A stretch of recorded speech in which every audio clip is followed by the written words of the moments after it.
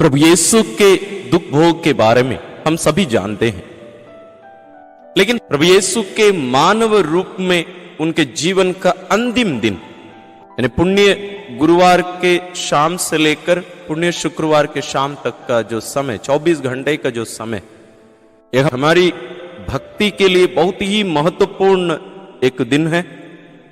इस एक दिन के बारे में, यीशु के इस अंतिम दिन के बारे में हम मनन करेंगे। यीशु के दुख भोग और मृत्यु के दिन के बारे में हम जानते हैं और वो कहलाता है गुड फ्राइडे, पुण्य शुक्रवार। लेकिन पुण्य शुक्रवार गुड फ्राइडे के पहले यीशु के साथ क्या हुआ था, और यह इसलिए हमारे लिए महत्वपूर्ण भी है। हमारे चर्चेस में, विशेष रूप से कैथोलिक कलीसिया में, हम देखते हैं कि पुण्य गुरुवार जो शाम का मिस्सा बलिदान होता है, जहां हम प्रभु यीशु के अंतिम भोज का स्मरण करते हैं, उसका त्योहार मनाते हैं। उस त्योहार में हम पवित्र यूकरिस्ट एवं पुरोहिताई संस्कारों की स्थापना का भी हम त्योहार मनाते हैं।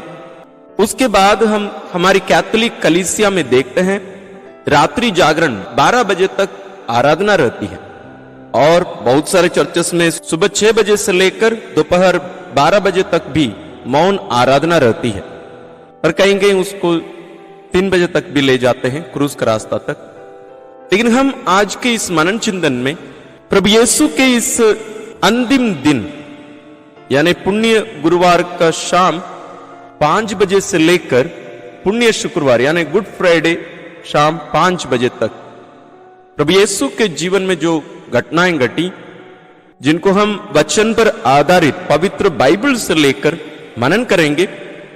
अब ना केवल इस मनन चिंतन को सुनेंगे बल्कि लिखकर भी रखेंगे, और इसको उन दिनों के लिए विशेष रूप से मनन चिंतन के लिए प्रयोग करेंगे। जरूर अन्य दिन में भी हम इसका अध्ययन कर सकते हैं। तो आइए हम प्रारंभ करते हैं। पुण्य गुरुवार शाम 5 बजे से 6 बजे तक का 1 घंटे का समय, जहां हम देखते हैं कि प्रभु यीशु अपनी मां मरियम से विदा लेते हैं। यीशु को पूर्ण रूप से मालूम था कि वे मां मरियम के साथ ये अंतिम बार एक ही घर में रहकर बातचीत कर पाते, तो इसलिए अपनी मां से लंबी बातचीत करते हैं। जरूर गले लगाए होंगे, लेकिन मां को कुछ भी मालूम नहीं था कि दूसरा दिन या उस दिन रात को ही उनके बेटे के साथ क्या क्या बीतने वाला था।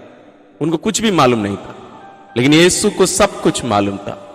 इसलिए यीशु अपनी मां से विदा लेते हैं।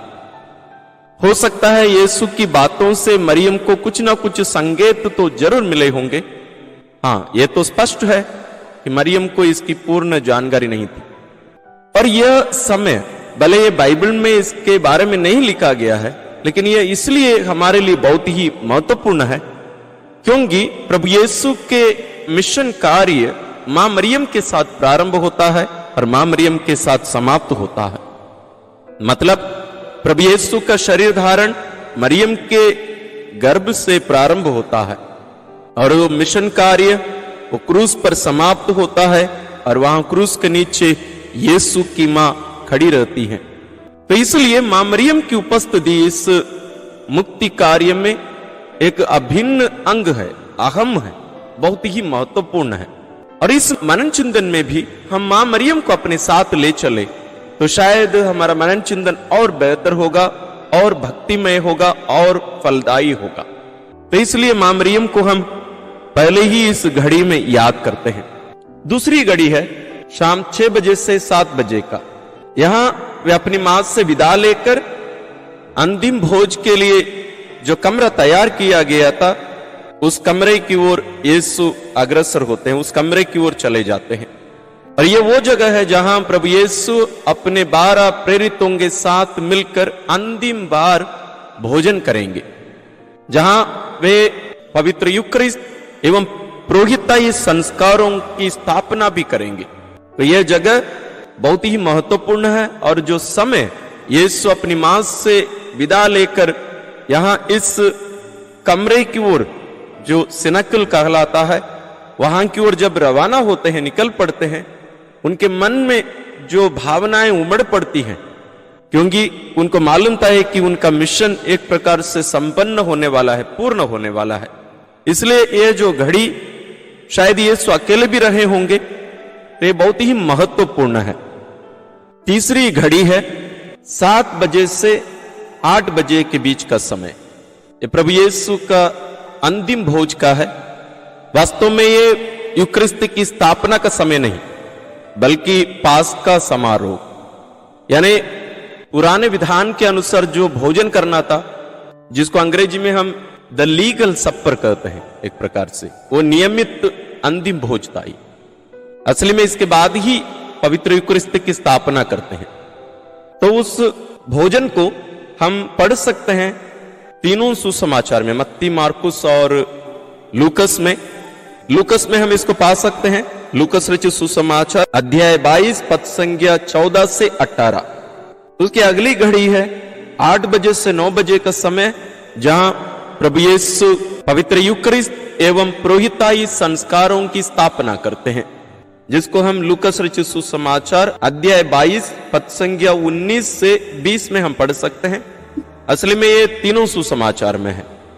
और यूहन्ना यूक्रिस्त की स्थापना के बारे में नहीं कहेंगे, बल्कि वहां पैर धोवन के बारे में हम वहां पढ़ सकते हैं। और यहां एक बात मैं आप लोगों के सामने रखना भी चाहूंगा इस मनन चिंतन में, पवित्र यूक्रिस्त और पुरोहिताई संस्कार दोनों एक दूसरे से जुड़े हैं। आप यूक्रिस्त को हटा दीजिए, पुरोहिताई का कोई अर्थ नहीं रहेगा, और पुरोहिताई को हटा दीजिए, पवित्र यूक्रिस्त नहीं रह सकता। ये दोनों एक दूसरे पर निर्भर है, एक दूसरे के बिना नहीं रह सकता। इसलिए हम पुरोहितों के लिए एक महत्वपूर्ण बात होता है कि हम अपने जीवन में यूक्रिस्त को प्रथम स्थान दें। साथ ही हम विश्वासियों के लिए भी, हम विश्वासी भी एक पुरोहित हैं। जरूर हम अभिषिक्त पुरोहित नहीं है, लेकिन हमारे बपतिस्मा संस्कार के द्वारा हम एक पुरोहित होते हैं। इसके बारे में हम इसके पहले भी बहुत सारे वीडियोस में मनन किए हैं, और पवित्र यूक्रिस्त के बारे में भी कुछ लिंक्स हम डिस्क्रिप्शन में दे रहे हैं, आप उनको देख सकते हैं। तो इस महत्वपूर्ण बात को ध्यान में रखकर हमें अपना विश्वास में जीना जरूरी है। इसके बाद का समय आता है रात 9 से 10 बजे का समय, जो हम मत्ती अध्याय 26 पद संख्या 36 से लेकर 41 में हम पढ़ सकते हैं, जहां हम देखते हैं कि वे अपने शिष्यों से कहेंगे कि आप लोग यहीं रह जाओ, और अपने साथ केवल 3 शिष्यों को, पेतरुस, यूहन्ना और उनके भाई याकूब को अपने साथ लेकर वो गेत्सेमनी बागी में प्रवेश करते हैं। और उनसे थोड़ा सा दूर जाकर वे वहां मुंह के बल गिर पड़ते हैं और अपने पिता से प्रार्थना करते हैं। और उस पहली प्रार्थना में इस प्रकार यीशु प्रार्थना करते हैं, मेरे पिता, यदि हो सके तो यह प्याला मुझसे टल जाए, फिर भी मेरी नहीं बल्कि तेरी ही इच्छा पूरी हो। और उसके बाद हम देखते हैं कि यीशु अपने शिष्यों के पास जाते हैं, वे गहरी नींद में रहते हैं। तो तब यीशु उनको जगाकर उनसे प्रार्थना करने के लिए आह्वान करते हैं, क्या तुम लोग घंटे भर भी मेरे साथ नहीं जाग सके? जागते रहो और प्रार्थना करते रहो, जिससे तुम परीक्षा में ना पड़ो। आत्मा तो तत्पर है, परंतु शरीर दुर्बल। इसके बाद हम जाते हैं गेत्सेमनी बागी में यीशु की प्रार्थना का दूसरा भाग, जहां हम देखते हैं कि यीशु पुनः वापस जाकर पिता से प्रार्थना करते हैं, और उसी समय उनका पसीना लहू के बूंदों के रूप में गिरने लगता है। और यीशु प्रार्थना दोहराते हैं, मेरे पिता, यदि यह प्याला मेरे पिए बिना नहीं टल सकता तो तेरी ही इच्छा पूरी हो। तो ये यीशु की प्रार्थना रहती है दूसरी बार। और फिर अपने शिष्यों के पास जाते हैं, शिष्य लोग सोए रहते हैं, तो दूसरी बार यीशु उनको जगाते नहीं है। और गेत्सेमनी बागी में उनकी प्रार्थना की तीसरी भाग आता है 11 बजे से 12 बजे तक, जो हम मत्ती रचित सुसमाचार अध्याय 26 पद संख्या 44 यानी 44 में हम देख सकते हैं, जहां यीशु ऐसे प्रार्थना करते हैं, वे उन्हें छोड़कर फिर गए और उन्हीं शब्दों को दोहराते हुए उन्होंने तीसरी बार प्रार्थना की। कौन से शब्दों को? जो वचन हम इसके पहले पढ़े थे, जो पद संख्या 42 में लिखा हुआ है, मेरे पिता, यदि यह प्याला मेरे पिए बिना नहीं टल सकता, तो तेरी ही इच्छा पूरी हो। इस प्रकार हम गेत्सेमनी बागी में देखते हैं यीशु की 3 घंटे की प्रार्थना, 9 से लेकर 12 बजे तक, 9 से 10, 10 से 11, 11 से 12। तो जब हम उस दिन की आराधना, रात की आराधना भी हम जब करते हैं, इस समय को हम बांट कर रखकर यीशु के साथ रहने का वो अनुभव हम कर सकते हैं। और 12 और 1 बजे के बीच के समय में यीशु की गिरफ्तारी होती है। यीशु को उन लोग गिरफ्तार करके ले जाते हैं, जिसको हम चारों सुसमाचार में पढ़ सकते हैं। मैं एक ही वचन दे रहा हूं, मत्ती अध्याय 26 पद संख्या 47 से 56 तक, यानी 47 से 56 तक, जहां हम देखते हैं कि यीशु अपने एक शिष्य यानी यूदस के द्वारा पकड़वाए जाते हैं, और वहां जो घटनाएं होती हैं उनको हम चारों सुसमाचार में पढ़ सकते हैं। आप पढ़कर मनन करिएगा।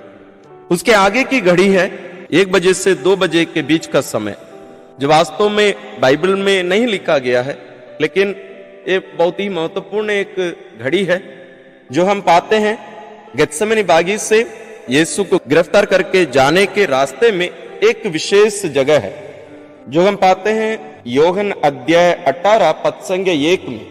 यह सब कहने के बाद ईसा अपने शिष्यों के साथ गेदरोन नाले के उस पार गए। वहां एक बारी थी, उन्होंने अपने शिष्यों के साथ उसमें प्रवेश किया। यानी यहां यह बात स्पष्ट है, यीशु उस केदरोन नाला पार करके उस गेत्सेमनी बारी में प्रवेश किए थे।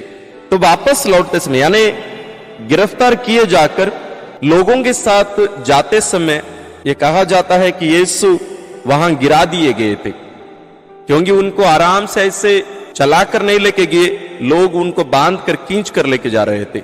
तो बहुत सारे हमारे संत लोग जिनको यीशु भी दर्शन दिए हैं, और हमारे प्रारंभिक कलीसिया की जो लेख हैं, जो वास्तव में बाइबल में नहीं है, उनमें हम पाते हैं कि यीशु को वहां उस केदरोन नाले में गिराकर उन्हें खींचा गया था, क्योंकि उन लोग सब यीशु के ऊपर बहुत ज्यादा गुस्से में थे। तो दोनों हाथ यीशु का बंधा हुआ था, तो यीशु खींचे जाने के कारण वहां उस नाले में जो दर्द यीशु सहे, उसको हम इस घड़ी में याद करते हैं। उसकी अगली घड़ी है 2 बजे से 3 बजे का समय, जहां हम देखते हैं कि यीशु अन्नास के सामने पेश किए जाते हैं, जिसको हम देख सकते हैं यूहन्ना रचित सुसमाचार अध्याय 18 पद संख्या 13 और 14। उसके आगे की घड़ी है 3 से 4 का समय, जहां हम देखते हैं कि यीशु कैफस के सामने पेश किए जाते हैं। तो हम पा सकते हैं मत्ती अध्याय 26 पद संख्या 57 से लेकर 66, 57 से 66।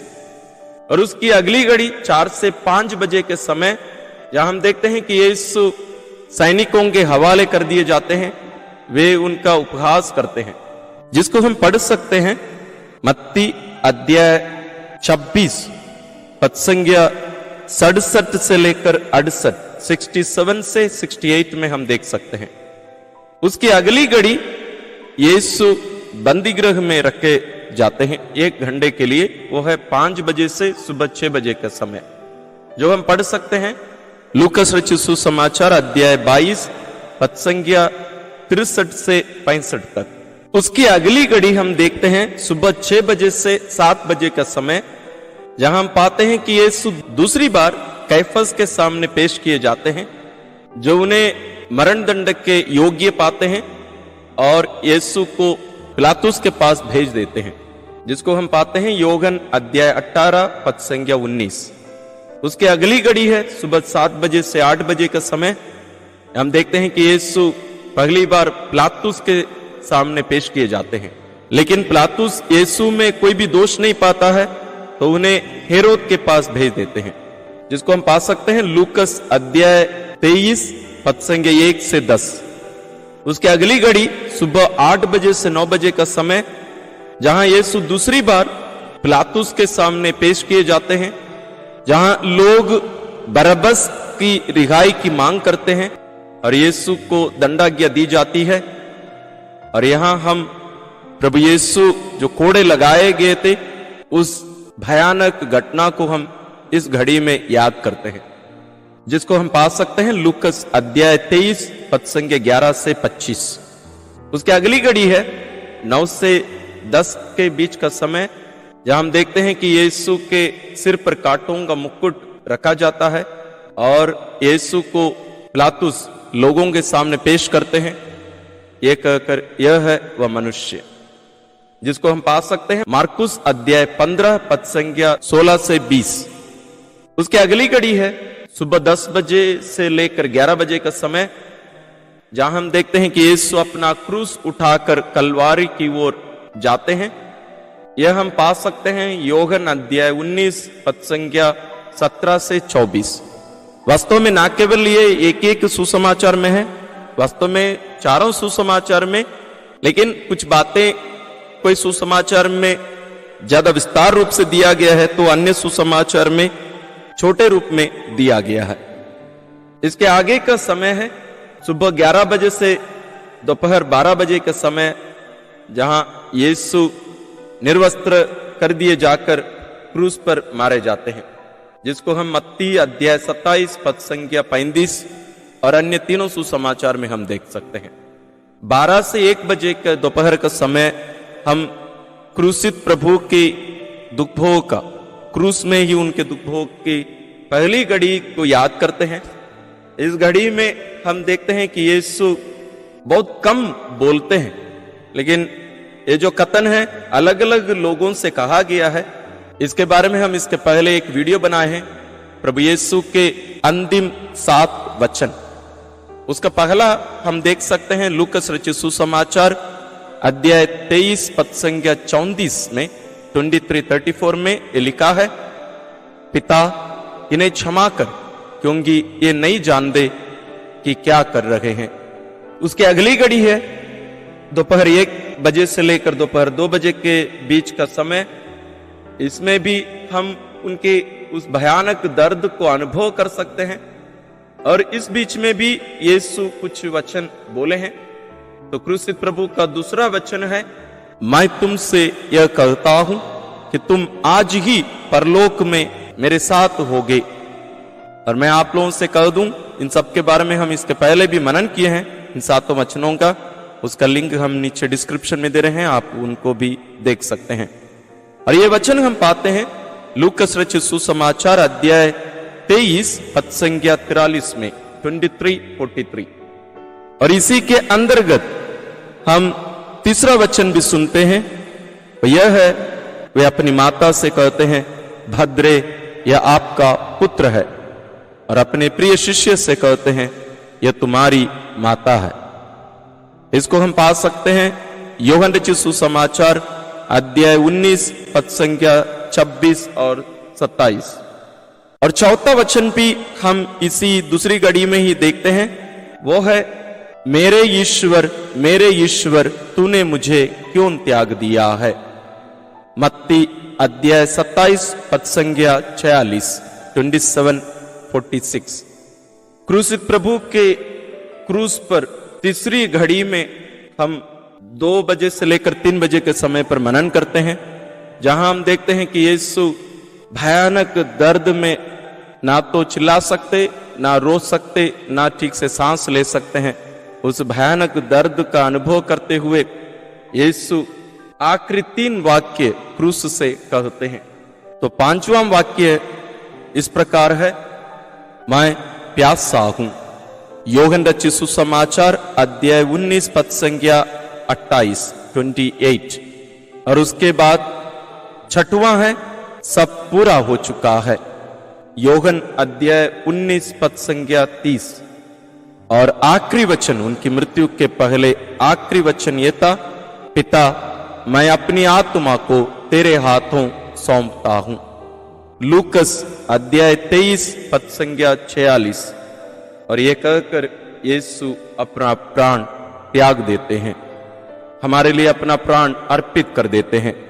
तो इस प्रकार हम देखते हैं कि यीशु क्रूस पर 3 घंटों तक भयानक दर्द सहकर अपना प्राण, अपना जीवन आपके लिए और मेरे लिए कुर्बान किए, बलि चढ़ाए। तो जब हम इन बातों को ध्यान में रखकर मनन कर सकते हैं, तो शायद हमारे लिए गुड फ्राइडे केवल एक दिन नहीं, हमारे हर दिन का ये जो जीवन है, हम यीशु के इस प्रेम को अनुभव करके हम जीने पाएंगे।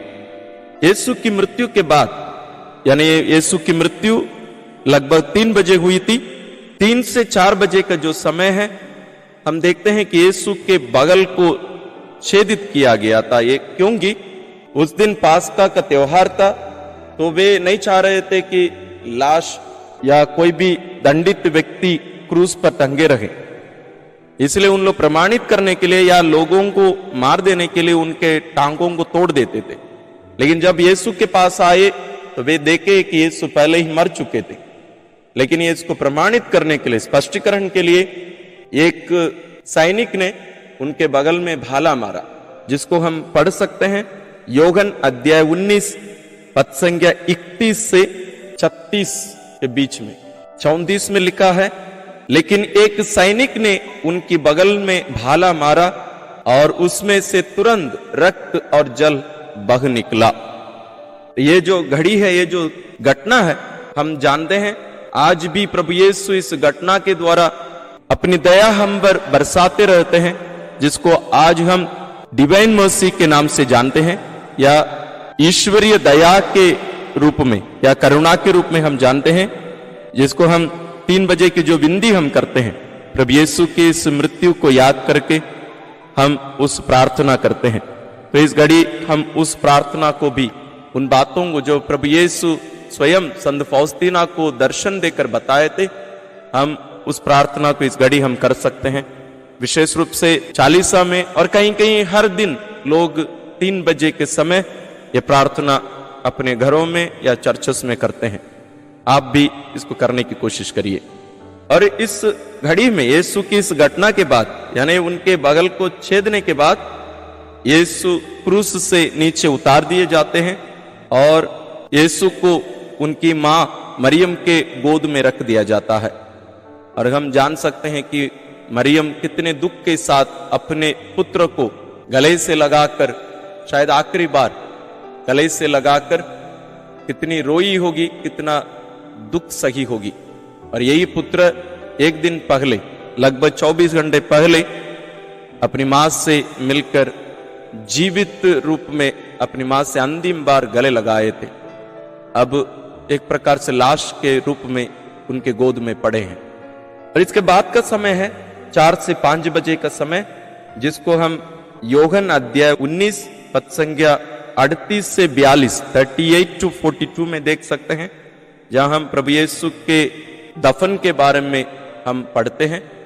तो ये यीशु के दफन और दुखित मां के बारे में है। तो ये रहा प्रभु यीशु के जीवन का अंतिम एक दिन, सबसे महत्वपूर्ण एक दिन। वास्तव में इसी के लिए ही यीशु इस दुनिया में आए। यीशु जन्मे मरने के लिए, जीने के लिए नहीं। और यहां उनका मिशन कार्य समाप्त होता है। जरूर पुनरुत्थान महत्वपूर्ण है और वो भी इससे जुड़ा है। यीशु का दुख भोग, यानी प्रभु यीशु का अंतिम भोज, उनका क्रूस मरण और पुनरुत्थान, तीनों एक ही घटना के 3 भाग हम कर सकते हैं। एक घटना के बिना दूसरी घटना अधूरा रह जाती। इसलिए तीनों घटनाएं एक दूसरे के लिए महत्वपूर्ण हैं, एक दूसरे के पूरक हैं। हम ईश्वर को धन्यवाद दें उनके पुत्र हमारे मुक्तिदाता प्रभु यीशु क्रिस्त के लिए। और इस बात को आप और भी गहराई से मनन करिए। और जैसे मैंने शुरुआत में भी कहा था, ये केवल हमारे लिए सुनने के लिए नहीं, बल्कि मनन करने और हमारे जीवन में इसको अमल करने, और इन बातों को लिखित भी रखिए। हो सके तो एक चार्ट बनवाइए और अपने घर में रखिए, विशेष रूप से चालीसा के समय और यीशु के दुख भोग के दिन। इन वचनों को देखकर, इस समय को देखकर यीशु के साथ दुख भोगने का अनुभव हम अपने जीवन में कर सकते हैं, ताकि उनके दुख भोग के फलों को अपने जीवन में अनुभव करके अपनाते हुए जीने की कृपा ईश्वर हम सबों को देंगे। आप सबों को ईश्वर आशीर्वाद देते रहें।